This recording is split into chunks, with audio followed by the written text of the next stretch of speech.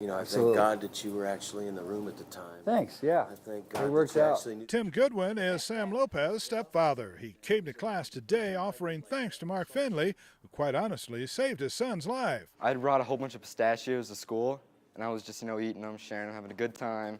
And then I just swallowed one wrong, I guess, the shell, and I couldn't breathe at all. First, Sam says he jumped up from his seat thinking if he could get to some water, he could dislodge the nut from his windpipe. And then I stood out of the classroom and realized I couldn't breathe.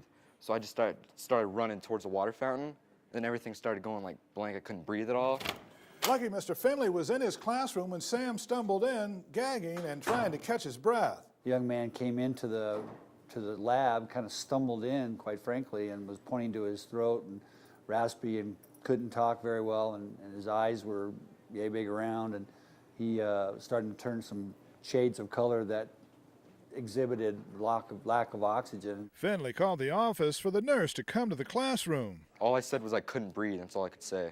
And then I couldn't talk anymore. And then I immediately spun him around and gave him 2 major thrusts at the bottom of his sternum, and a pistachio nut popped out. I got here and I was too high, so I had to drop down a little bit lower and just thrust straight through. Finley's quick reactions making a major difference, saving a life. In Longmont, John Bowman, Fox 31 Denver.